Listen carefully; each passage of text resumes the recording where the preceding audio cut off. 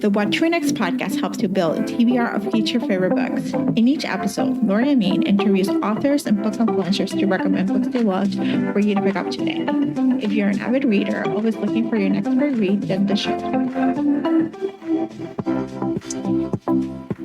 Hi, Jeannie. Welcome to What to Next podcast. Hello. Thank you so much for having me. So happy to have you here. So tell us a little bit about yourself. I am a writer and an obsessive crafter and a mom and a former teacher who's still recovering from that experience, but putting all of the feelings into writing books about people living happily ever after. I love this. Okay, so we got to talk about your crafting. So what kind of crafting do you do? All the things. Currently obsessive knitter. Okay. I was always a knitter and always a crafter. And then like mid-pandemic, I sort of got sucked into like fancy yarns by one of my friends. And then it was off to the races. And now I've knit like half a dozen sweaters in this season. So it's a little out of control. So what do you do while knitting? Do you watch a show in the background? Do you listen to audiobooks? I have a whole rotating sort of carousel of Netflix and podcasts like this one and audiobooks. And it just sort of depends. Like I have a whole different project for different media. Yeah. Like the ones where you just like knitting round and round and it's sort of just a plain sweater. Then it's like, yes, let's go watch Netflix. And then when it gets more intricate, it's time for a podcast or an audiobook. I love this. And what kind of audiobooks do you listen to? All the things. My favorite audiobooks are actually nonfiction. Yeah. Sometimes for fiction, I get a little too bogged down in, well, I would have done that and I would have done that. And like I have little verbal tics. Like one of the first audiobooks I remember listening to was it was called Red Shirts by John Scalzi. And that book, he uses the word said like 25 times per minute. And I lost my mind. He's a wonderful writer. I love reading him in print, but that audiobook, I was like, nope, I can't take myself out of writer brain. Yeah. So it's an issue. It is so good. All right. So let's chat about small town romances because it's a whole niche. So I'm in a small town romance era.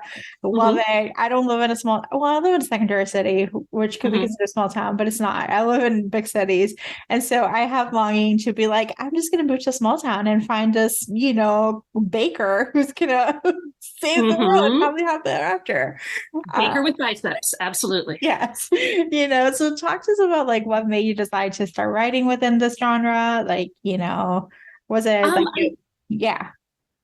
I had been like a dabbler in small town forever. And then, I don't know, something happened in the late teens where I was just really craving cozy, happy ever afters with like not a ton of drama. I mean, there's drama. Of course, there has to be drama, but not like life at peril stakes drama. And so I kind of fell into a rabbit hole and then started having all these ideas for specifically as a Asian American person who grew up in a small-ish town. Like there weren't a whole ton of people like me in those. And I was just sort of had this idea that I really wanted to write a small town romance that featured people like me. Yeah. And that just took me straight to the presses, basically. I love this. And so let's talk about Blue Cedar Falls. What is the elevator pitch about the small town, It is a cute, quaint little small town in the mountains of North Carolina, which is where I used to live. And it's when the series begins, like before book one, it's sort of on the decline. Like there's been a new highway that sort of cuts it off from the rest of the world.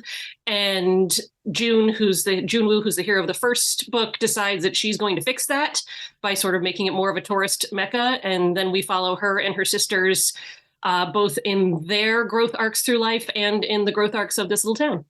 I love this. And so you just released a house on Mulberry Street. So what's the elevator pitch for that one? Where we are. This is a best friends to more opposites attract sort of a situation.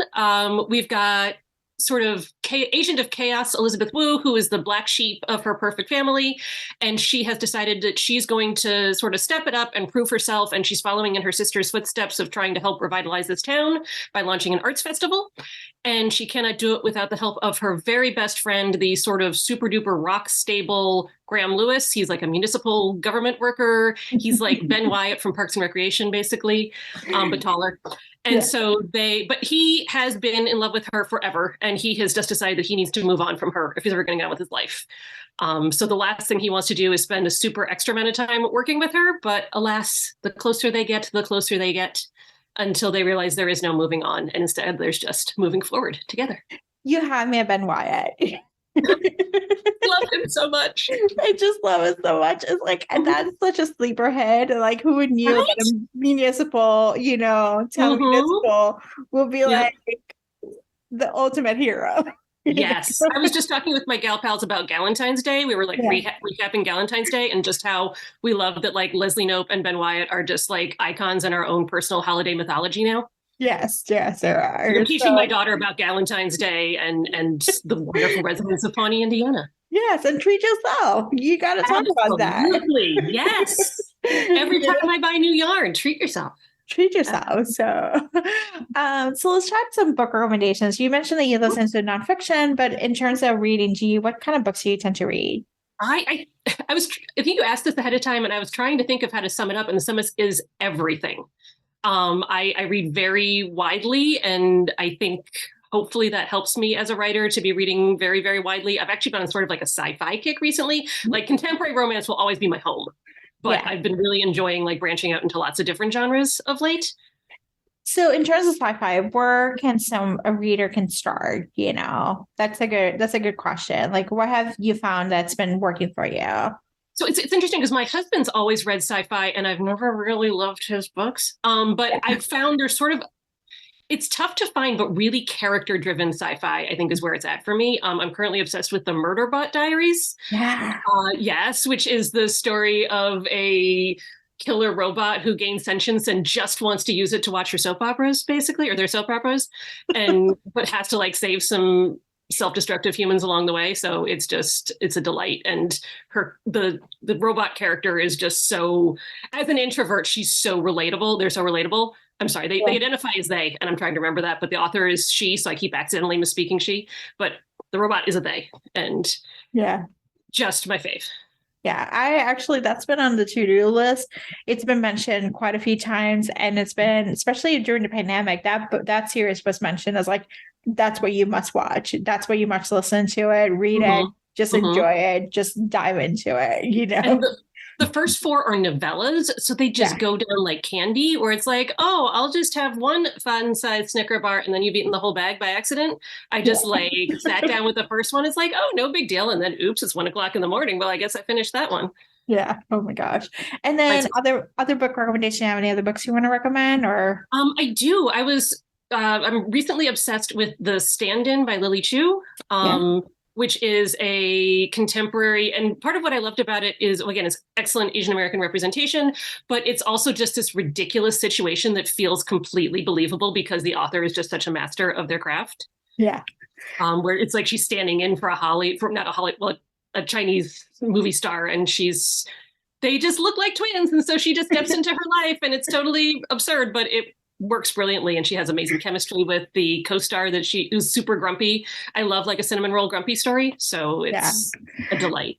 Oh, I love this. Yeah, that book is great on audio too. So it's like it's a delight to just dive into this world, because it's like it's outrageous. Like, yes, I'm gonna pretend that I'm gonna be another person, what's gonna happen? It could go wrong.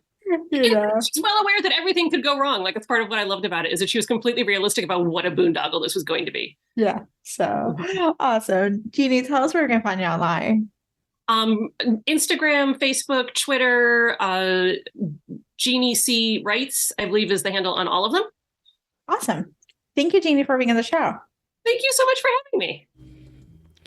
If you enjoyed this podcast, feel free to share with friends, subscribe, rate, and review the show. This is the easiest way to support the podcast. For a list of books mentioned and other romance recommendations, please visit whattoreadnextblog.com. Did you know you can purchase audiobooks directly from your favorite local bookstore? With Libro.fm, you can pick up more than 250,000 audiobooks, including bestsellers and recommendations from real booksellers. You'll get the same audiobooks at the same price as the largest audiobook company, you know the name, but you'll be part of a different story, one that supports your local community. If you're new to audiobooks, there's a perfect way to squeeze into more reading to your busy life. Listen with the free Libro.fm app while you do your chores, walk your dog, relax at home. The What to Read Next podcast has a special offer for our listeners. Get 2 audiobooks on Libro.fm for the price of 1 with your first month of membership. Use code What to Read Next. This offer is only valid for new members in Canada and the US. Thank you so much for listening and have a great day.